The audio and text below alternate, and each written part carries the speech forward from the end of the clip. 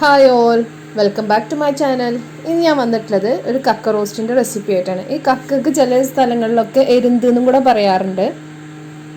അപ്പോൾ കക്ക റോസ്റ്റോ അല്ലെങ്കിൽ എരുന്ത് റോസ്റ്റ് എങ്ങനെ ഉണ്ടാക്കുന്നത് നോക്കാം. ഈ ഒരു റെസിപ്പി നിങ്ങൾക്ക് എന്തായാലും ഇഷ്ടപ്പെടും, കാരണം ഇത് ചെറിയൊരു പുളിയും അതുപോലെ തന്നെ നല്ലൊരു എരിവൊക്കെ ആയിട്ടുള്ള റെസിപ്പിയാണ്.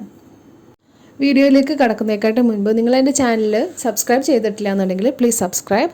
തൊട്ടടുത്ത് കാണുന്ന ബെല്ലൈക്കൺ കൂടെ ഒന്ന് പ്രസ് ചെയ്താൽ ഞാൻ ഇനി ഇടുന്ന വീഡിയോസ് നിങ്ങൾക്ക് നോട്ടിഫിക്കേഷനായിട്ട് കിട്ടും.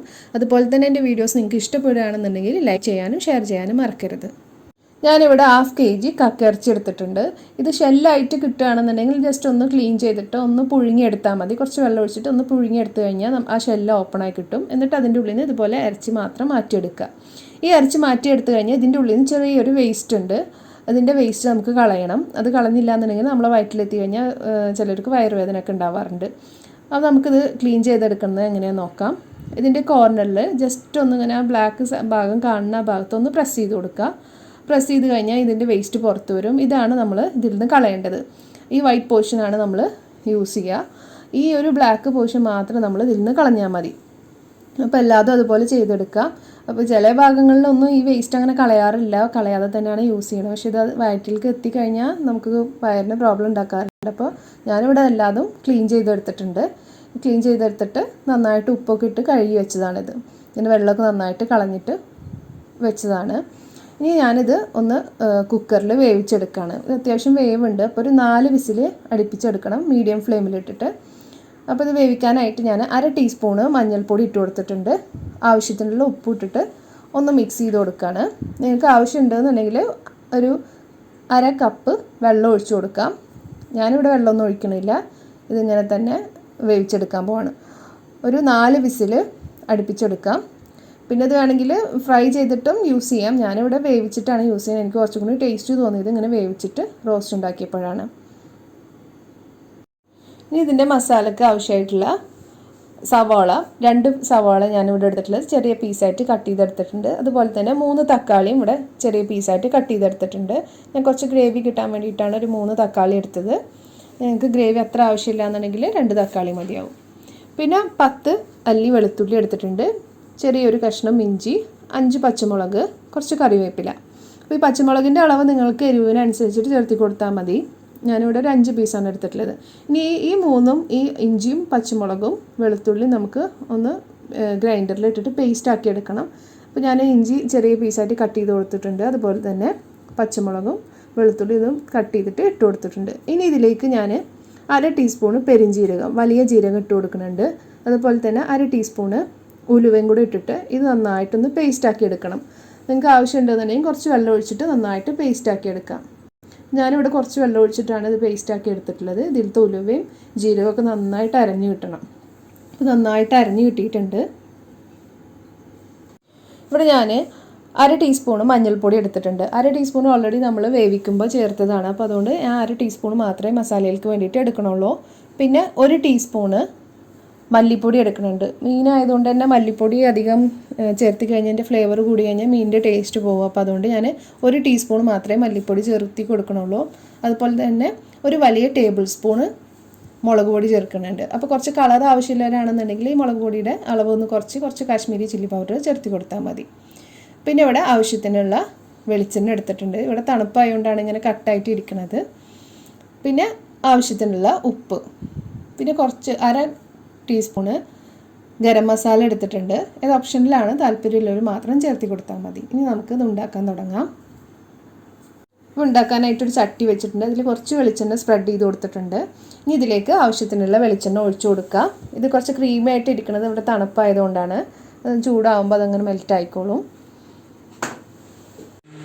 അപ്പോൾ ഇവിടെ എണ്ണ ചൂടാവാൻ തുടങ്ങിയിട്ടുണ്ട്. ഇനി ഇതിലേക്ക് നേരത്തെ അരച്ച് വെച്ചിട്ടുള്ള ആ പേസ്റ്റ് ഇട്ട് കൊടുക്കാം. ഇഞ്ചി വെളുത്തുള്ളി പച്ചമുളകിൻ്റെ ആ ഒരു പേസ്റ്റ് ഇതിലേക്ക് ഇട്ട് കൊടുക്കാം.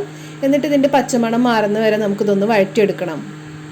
അപ്പോൾ നമുക്കിത് നന്നായിട്ടൊന്ന് മിക്സ് ചെയ്ത് കൊടുക്കാം. ഇതിൻ്റെ പച്ചമണം മാറി വരുന്നത് വരെ നമുക്കിത് ചെറിയ തീയിട്ടിട്ട് ഒന്ന് നന്നായിട്ട് വഴറ്റിയെടുക്കാം. ഇതിൻ്റെ പച്ചമണം മാറാൻ തുടങ്ങിയിട്ടുണ്ട്. ഈ സമയത്ത് നമുക്കിതിലേക്ക് കുറച്ച് കറിവേപ്പിലയും കൂടെ ഇട്ട് കൊടുക്കാം. ഈ കറിവേപ്പിലയും കൂടെ ഇട്ട് കൊടുത്തു കഴിഞ്ഞാൽ നല്ലൊരു ഫ്ലേവറാണ് ഇതിൽ നിന്ന് വരിക. ഇത് നന്നായിട്ടൊന്ന് മിക്സ് ചെയ്ത് കൊടുക്കുക. ഇത് മിക്സ് ചെയ്തതിന് ശേഷം നമ്മൾ നേരത്തെ അരിഞ്ഞു വെച്ചിട്ടുള്ള സവോള ഇട്ട് കൊടുക്കാം. ഞാനിവിടെ 2 സവോളയാണ് എടുത്തിട്ടുള്ളത്. അത് ഇട്ട് കൊടുക്കാം. ഇനി ഈ ഗ്രേവിക്ക് ഒന്നുകൂടെ ടേസ്റ്റ് വേണമെന്നുണ്ടെങ്കിൽ നമ്മളിവിടെ 2 സവോള എടുത്തത് 1 സവോള എടുത്തിട്ട് ബാക്കി 1 സവോളക്ക് പകരം നമുക്ക് കുറച്ച് ചുവന്നുള്ളി അരിഞ്ഞിട്ട് ഇട്ട് കൊടുക്കാം. ഒരു 10 ചുവന്നുള്ളി അരിഞ്ഞിട്ട് കൊടുത്താൽ മതി. അപ്പോൾ 1 സവോള 10 ചുവന്നുള്ളി ആയിട്ട് എടുത്താൽ മതി. അപ്പോൾ ഇതിൻ്റെ ഗ്രേവിക്ക് നല്ലൊരു ടേസ്റ്റാണ്. എൻ്റെ കയ്യിൽ അത്രയും ക്വാണ്ടിറ്റി ഇല്ലാത്തതുകൊണ്ടാണ് ഞാനിപ്പോൾ സവോള തന്നെ എടുത്തത്. എന്നിട്ട് നന്നായിട്ട് ഗോൾഡൻ ബ്രൗൺ ആക്കിയിട്ട് വഴറ്റിയെടുക്കണം. ഈ മസാല ഉണ്ടാക്കുമ്പോൾ എപ്പോഴും സവോള നന്നായിട്ട് വാടി വരുമ്പോഴാണ് ആ ഒരു മസാലക്ക് നല്ല ടേസ്റ്റ് ഉണ്ടാവുക. അല്ലാന്നുണ്ടെങ്കിൽ ഇങ്ങനെ സവോള അതായിട്ട് കിടക്കും മസാലയിൽ. അപ്പോൾ നന്നായിട്ട് വാടി വന്നിട്ടുണ്ട്. ഇനി ഇതിലേക്ക് നമുക്ക് പൊടികളെല്ലാം ചേർത്തി കൊടുക്കാം. പിന്നെ അതുപോലെ തന്നെ നിങ്ങൾക്ക് ഈ ഒരു മസാല നല്ലൊരു കളറ് വേണമെന്നുണ്ടെങ്കിൽ നമ്മളിവിടെ 1 ടേബിൾ സ്പൂണ് ആണ് മുളക് പൊടി എടുത്തിട്ടുള്ളത്. അപ്പോൾ അതിൽ നിന്നൊരു 1/2 ടീസ്പൂണ് മാറ്റി വെച്ചിട്ട് നമുക്ക് കാശ്മീരി ചില്ലി പൗഡർ വേണമെങ്കിൽ ആഡ് ചെയ്ത് കൊടുക്കാം. അപ്പോൾ നല്ലൊരു കളർ കിട്ടും നമ്മുടെ ഗ്രേവിക്ക്. അപ്പോൾ ഇതെല്ലാം കൂടെ നന്നായിട്ടൊന്ന് മിക്സ് ചെയ്തിട്ട് ഇതിൻ്റെ പച്ചമണം മാറാൻ വേണ്ടിയിട്ട് നന്നായിട്ട് എല്ലാം കൂടെ ഒന്ന് മിക്സ് ചെയ്തെടുക്കുക.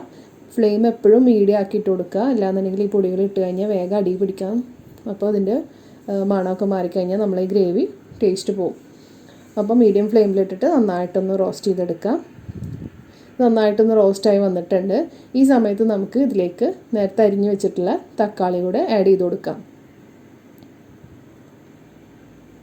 ഞാനിവിടെ 3 തക്കാളിയാണ് എടുത്തിട്ടുള്ളത്.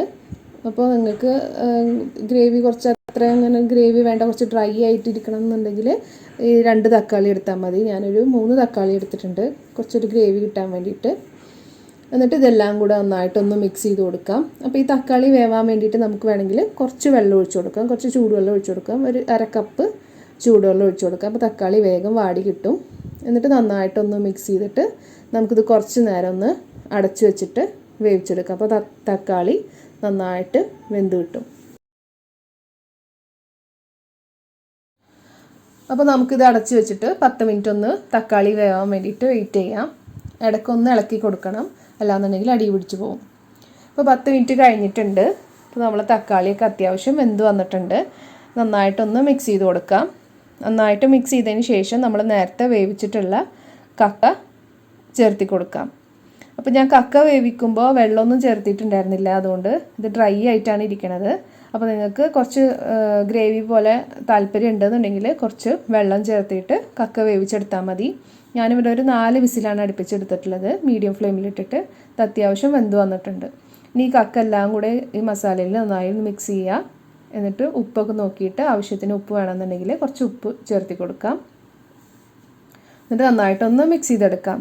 ഇനി ഇതിലേക്ക് ഞാൻ കുറച്ച് ലെമൺ ജ്യൂസ് ഒഴിച്ചു കൊടുക്കുന്നുണ്ട്. കക്ക അതുപോലെ തന്നെ ചെമ്മീനൊക്കെ ചിലർക്ക് കഴിച്ചു കഴിഞ്ഞാൽ വയറിന് പ്രശ്നം വരാറുണ്ട്. അപ്പോൾ കുറച്ച് ലെമൺ ജ്യൂസും കൂടെ ചേർത്തി കൊടുക്കുകയാണെന്നുണ്ടെങ്കിൽ ആ പ്രശ്നം ഉണ്ടാവില്ല. അപ്പോൾ ഞാനിവിടെ ഒരു ചെറിയ ലെമണാണ് എടുത്തിട്ടുള്ളത്, കുരുല്ലാതെ അതിൻ്റെ ജ്യൂസ് മാത്രം എടുത്തിട്ടുണ്ട്. അപ്പോൾ വലിയ ലെമണൊക്കെ ആണെന്നുണ്ടെങ്കിൽ ഹാഫ് ചേർത്തി കൊടുത്താൽ മതി. അപ്പോൾ ഈ ഒരു ജ്യൂസ് ഞാനിതിലേക്ക് ചേർത്തി കൊടുക്കുന്നുണ്ട്. അപ്പോൾ നമ്മൾ ഈ ഒരു ഗ്രേവി ചെറിയൊരു പുളിയായിട്ടുള്ള ഒരു ടേസ്റ്റും കൂടെ കിട്ടും. നമുക്ക് കക്ക അത്ര വലിയൊരു ടേസ്റ്റ് ഇല്ലാത്തൊരു ഇതല്ലേ. അപ്പോൾ ഈ ഒരു പുളിയും എരിവൊക്കെ ഉണ്ടാകുമ്പോൾ നമുക്ക് നല്ലൊരു ടേസ്റ്റായിട്ട് കിട്ടും ഈ ഒരു മസാല. അപ്പോൾ നന്നായിട്ടൊന്ന് മിക്സ് ചെയ്ത് കൊടുക്കുക. നന്നായിട്ട് മിക്സ് ചെയ്തതിന് ശേഷം നമുക്ക് നേരത്തെ മാറ്റി വെച്ചിട്ടുള്ള ഗരം മസാല ഹാഫ് ടീസ്പൂണ് ഇട്ട് കൊടുക്കാം. അപ്പോൾ ഗരം മസാല ഇടണമെന്ന് നിർബന്ധമൊന്നുമില്ല, നിങ്ങൾക്ക് താല്പര്യം ഉണ്ടെന്നുണ്ടെങ്കിൽ മാത്രം ചേർത്തി കൊടുത്താൽ മതി.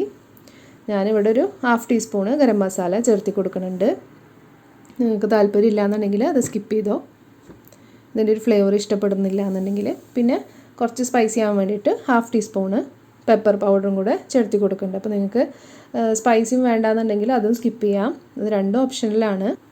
എന്നിട്ട് നന്നായിട്ടൊന്ന് മിക്സ് ചെയ്ത് കൊടുക്കാം. നന്നായിട്ട് മിക്സ് ചെയ്തിട്ട് നമുക്കിത് ചെറിയൊരു ഫ്ലെയിമിലിട്ടിട്ട് അടച്ചു വെച്ചിട്ട് കുറച്ച് നേരം ഒരു 5 മിനിറ്റ് ഒന്ന് ഈ മസാല എല്ലാം കൂടെ ഒന്ന് സെറ്റാകാൻ വേണ്ടിയിട്ട് വെക്കാം. അടച്ചു വെച്ചിട്ട് 5 മിനിറ്റ് ഒന്ന് ലോ ഫ്ലെയിമിലിട്ടിട്ട് വേവിച്ചെടുക്കാം. ഇപ്പോൾ ഒരു 5 മിനിറ്റ് കഴിഞ്ഞിട്ടുണ്ട്. നമുക്കിത് തുറന്ന് നോക്കാം. ഇപ്പോൾ എല്ലാം നല്ല സെറ്റായിട്ട് നല്ലൊരു മണം വരാൻ തുടങ്ങിയിട്ടുണ്ട്. ഈ സമയത്ത് നമുക്ക് എല്ലാം കൂടെ ഒന്ന് മിക്സ് ചെയ്തിട്ട് ഇതിലേക്ക് കുറച്ച് പച്ച വെളിച്ചെണ്ണ ഒഴിച്ചു കൊടുക്കാം. ഈ വെളിച്ചെണ്ണ ഒഴിക്കുമ്പോൾ നല്ലൊരു മണം വരും. നമുക്ക് കുറച്ച് പച്ച വെളിച്ചെണ്ണ ഇതിൻ്റെ മുകളിലായിട്ട് ഒഴിച്ചു കൊടുക്കാം. എന്നിട്ട് നന്നായിട്ടൊന്ന് മിക്സ് ചെയ്ത് കൊടുക്കാം. നന്നായിട്ട് മിക്സ് ചെയ്തതിന് ശേഷം ഇതിൻ്റെ മുകളിൽ കുറച്ച് കറിവേപ്പിലയും കൂടി ഇട്ടിട്ട് നമുക്ക് നന്നായിട്ട് മിക്സ് ചെയ്തിട്ട് ഈ ഫ്ലെയിം ഓഫ് ചെയ്യാം. ഒന്നുകൂടെ എല്ലാം കൂടെ ഒന്ന് മിക്സാക്കി കൊടുക്കുക. ഈ വെളിച്ചെണ്ണയും വേപ്പിലയൊക്കെ എല്ലാ ഭാഗത്തേക്കും എത്തട്ടെ. അതിനായിട്ട് ഒന്നും കൂടെ ഒന്ന് മിക്സ് ചെയ്തിട്ട് വെക്കാം. ഇപ്പം നമ്മൾ റോസ്റ്റ് അടിപൊളിയായിട്ട് വന്നിട്ടുണ്ട്. അപ്പോൾ നല്ല ടേസ്റ്റി ആയിട്ടുള്ള നമ്മളെ കക്ക റോസ്റ്റ്, ചെറിയൊരു പുളിയും അതുപോലെ തന്നെ ചെറിയൊരു എരിവൊക്കെ ആയിട്ടുള്ള നല്ല ടേസ്റ്റി ആയിട്ടുള്ള കക്ക റോസ്റ്റ് ഇവിടെ റെഡി ആയിട്ടുണ്ട്. എല്ലാവരും ഒന്ന് ട്രൈ ചെയ്ത് നോക്കണം. അപ്പോൾ ഈ ഒരു വീഡിയോ നിങ്ങൾക്ക് ഇഷ്ടപ്പെടുകയാണെന്നുണ്ടെങ്കിൽ കമൻറ്റ് ചെയ്യാനും ലൈക്ക് ചെയ്യാനും അതുപോലെ തന്നെ ചാനൽ സബ്സ്ക്രൈബ് ചെയ്യാനും മറക്കരുത്. അപ്പോൾ നെക്സ്റ്റ് വീഡിയോ ആയിട്ട് കാണാം. താങ്ക്